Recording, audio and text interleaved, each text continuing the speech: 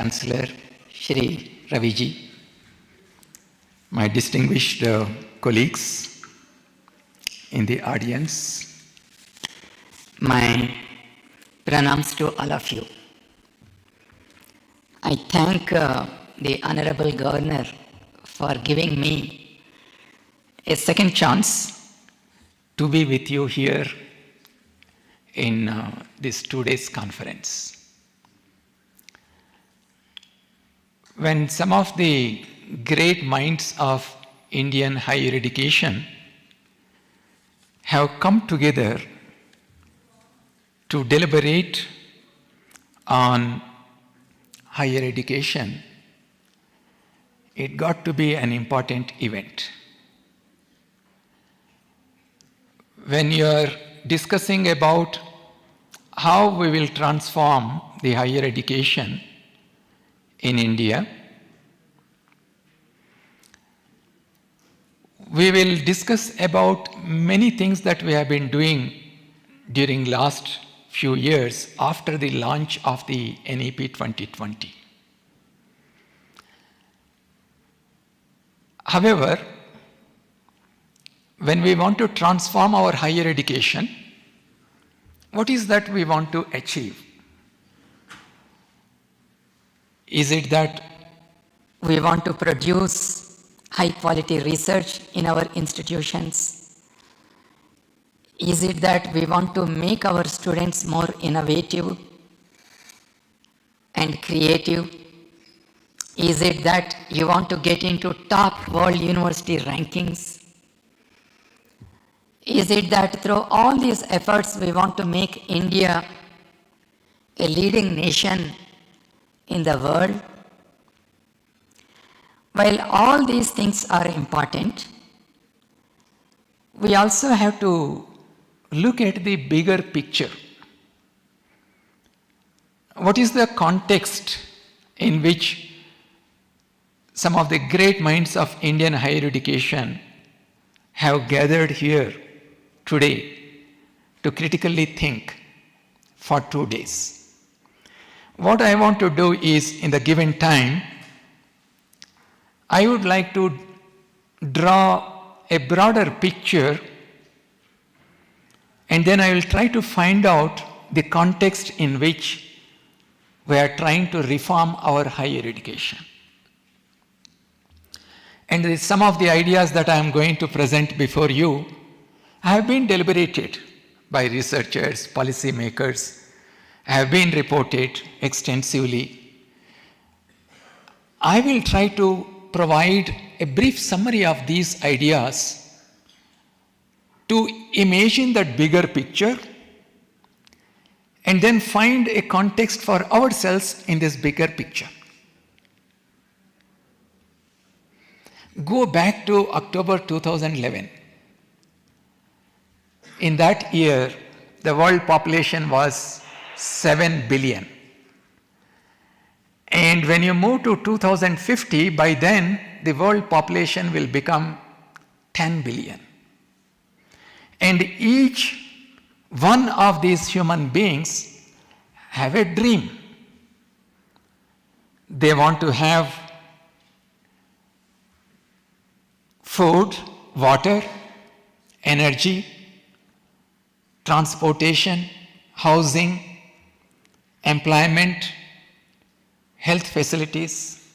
This is the dream of every individual of these billions of these people. And to address this, there have been several developments that have taken place, especially during the last few decades. Tremendous developments have taken place in areas such as nanotechnology, including the semiconductor technology, biotechnology, information technology, cognitive sciences. Today we have better knowledge systems, better ways of gathering data, analyzing data, building theoretical models to understand this linear, non-linear behavior of the world that we are living in. We have better monitoring systems satellites, imaging systems, sensors. You can in real time monitor with few feet of resolution on Earth. You have better communication systems. This entire internet, it's not owned by anybody. It's an open, transparent system. We have better management systems. Using the data that we are collecting, we can manage our transport systems. We can study the weather patterns. We can manage our agricultural processes using the data. But in spite of all these things, today the entire humanity is faced with one big question in front of us. That question is, how do we realize the future that we want for all of us? And what is that future? That future is something which should be sustainable, healthy, secure, and peaceful. Why is that we are struggling to find an answer to this in spite of so many developments that are taking place? Experts say that there are certain critical problems we need to address if we want to address the concerns that we have as a human society today. One, as I mentioned, the population growth. And then the increasing demands for clean energy, food, water, healthcare. And then you have the climate change staring at all of us. Now, the important thing that comes in all our deliberations is sustainability. So how do you achieve sustainability? The opportunity to realize sustainability is decided by a very complex interaction among four things. And I want to present this in front of you. And I want to connect why reforming higher education, the efforts that all of you are putting, will find a context. One of the critical problems, as I mentioned in the beginning, the complex interaction among the issues that we have, the population growth and the increasing human needs. Societal and cultural values. Human-built environment, such as the big cities that we are building.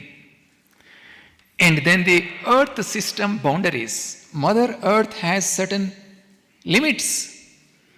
Beyond those limits, Mother Earth will not be able to cope up with. Now there is a complex interaction among all these parameters. And unless we understand and address this, we will not be able to achieve that sustainability, security, peace, and health for everybody on earth. Let me first look at the earth boundary, earth system boundaries, how we are breaking it. Today, if you look at the carbon dioxide, ppm by volume, we should not cross 353 ppm by volume, the atmospheric CO2. But we have already crossed well beyond that. We cannot have biodiversity loss. 10 species per million per year. Already hundreds of species are becoming extinct.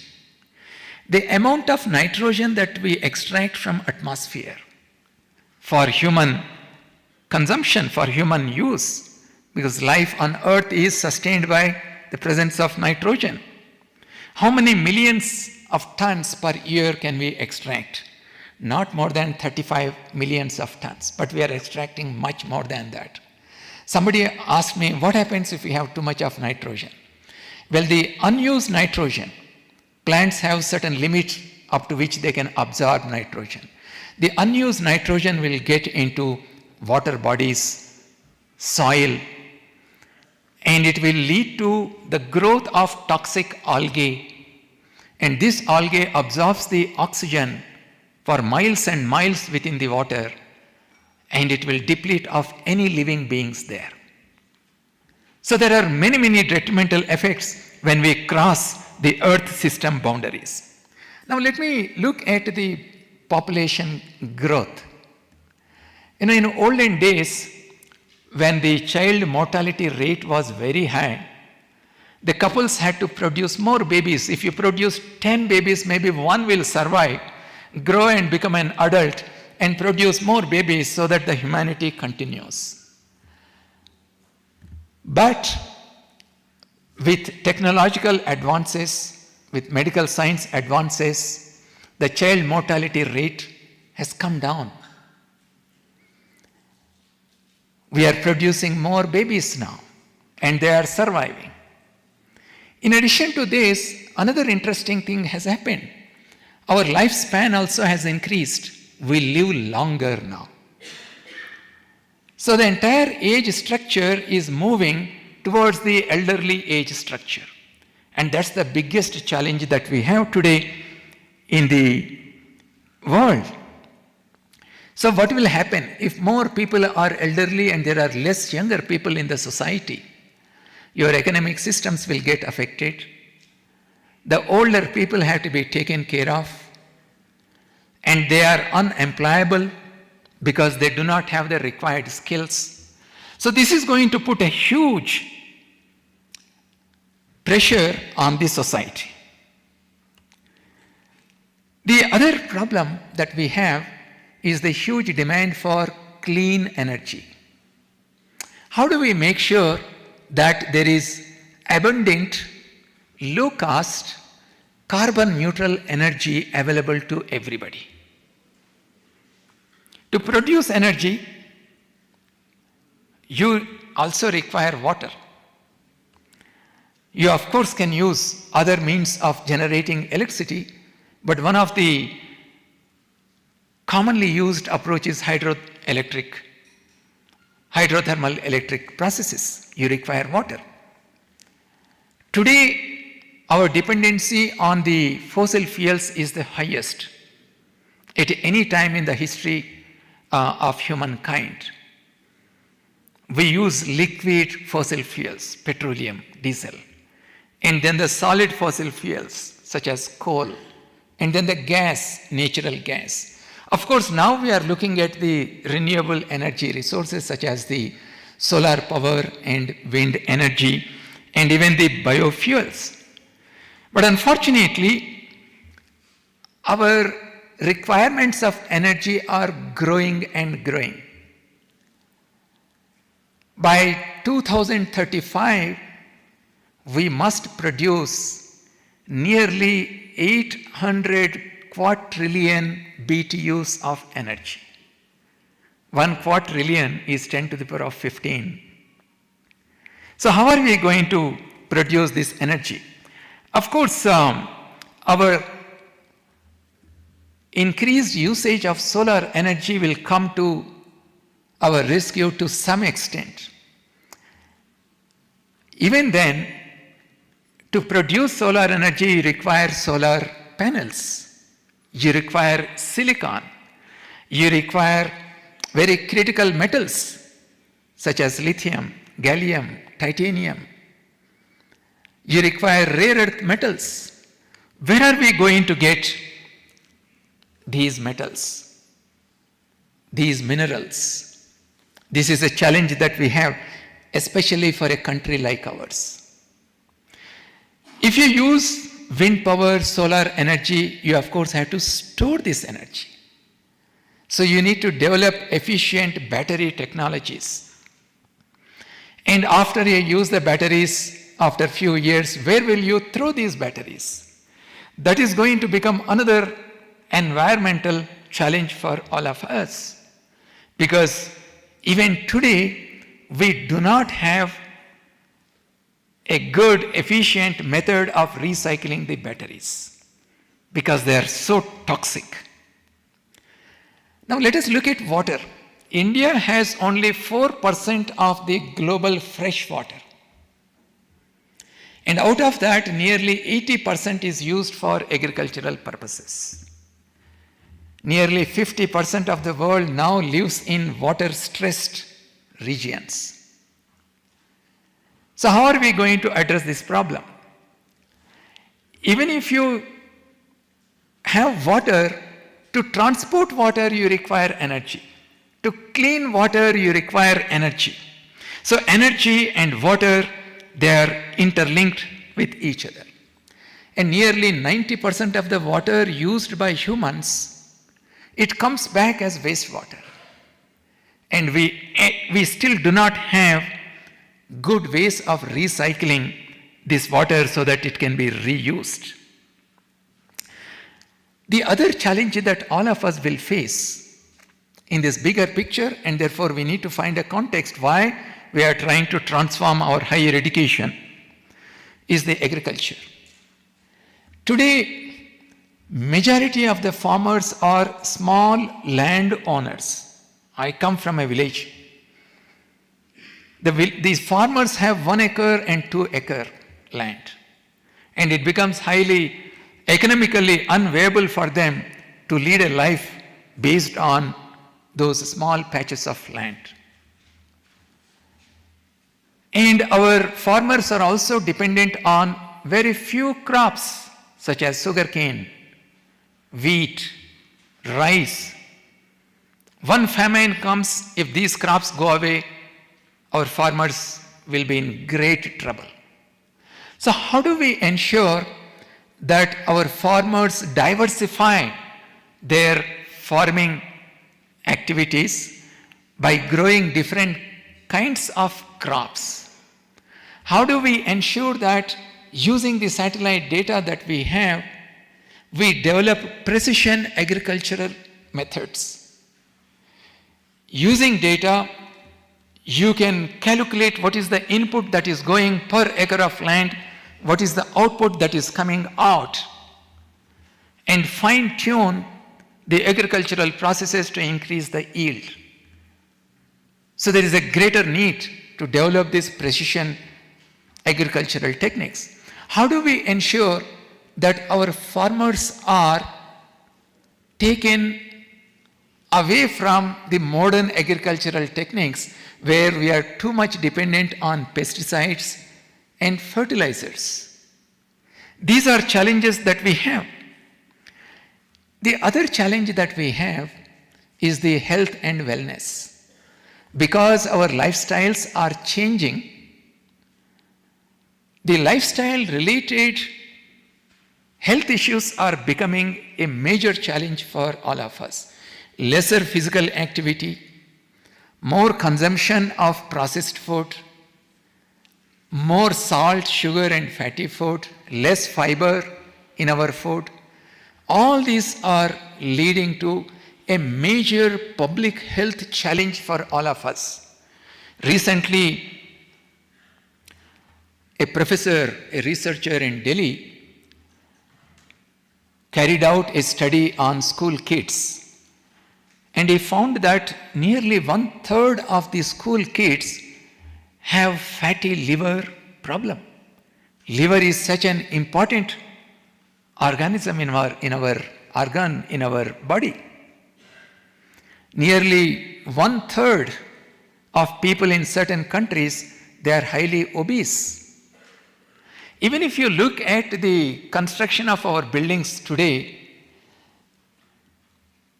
when you enter a big building, you really have to search for the staircase. The first thing that will be prominently visible to you is the lift. On the other hand, you should be using the staircase so that you are physically active. And mental wellness is another major problem. Increasing stress levels at home, at school, at college, at workplace. Reduced personal, cordial, personal, interpersonal relations. Now this is also becoming a major problem. Although we have so many antibiotics, vaccines, drugs, and advanced surgical techniques, today accessibility to healthcare systems is still a major problem for us, because 70% of our Indians live in rural areas. They experience multidimensional poverty. They have a house to live, they have food to eat, but they do not have access to good quality education. They do not have access to good quality healthcare system and so on.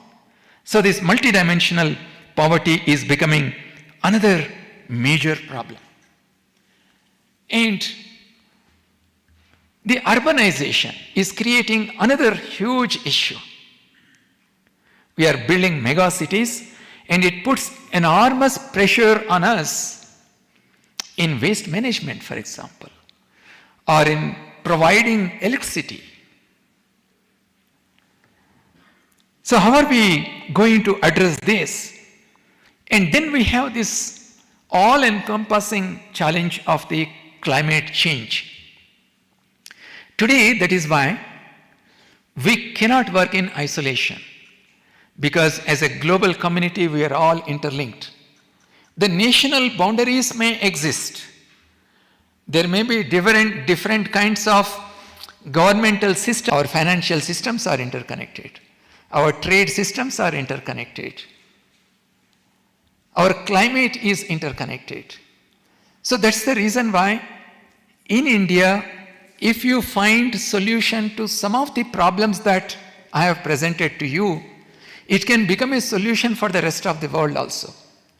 And that's how we can become a leader in the world, by addressing not only our problems, but these interconnected challenges that the entire human society is facing.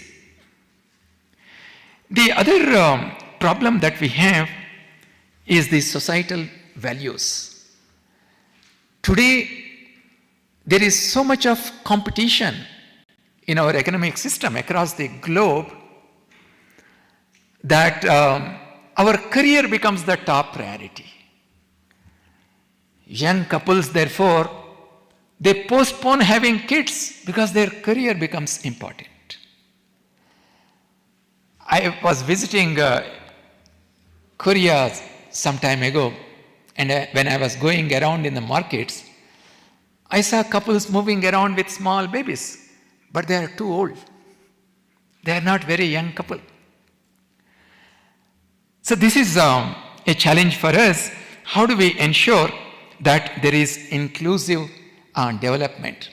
And people say that we must work towards cooperative economy, where we cooperate with each other, we help each other, we think in such a way that we are working for a collective goal as a society. And that's the reason why we need to inculcate these human values at an individual level and also at a societal level. Friends, therefore, there is a need for the convergence of knowledge, technology, and values. We cannot focus on any one of them. You are all knowledge creators. In universities, you are doing a lot of research, creating new knowledge, and you are also passing on this knowledge from generation to generation. And some of these people who acquire this knowledge, they venture out and develop new technologies, and these new technologies diffuse in the society, and our lives increasingly will get controlled by technological devices, technological applications. Therefore, it will change the way we interact with each other. and therefore our societal values also will be affected. That is why we need to look at this entire picture and see how this complicated interaction between knowledge, technology, and values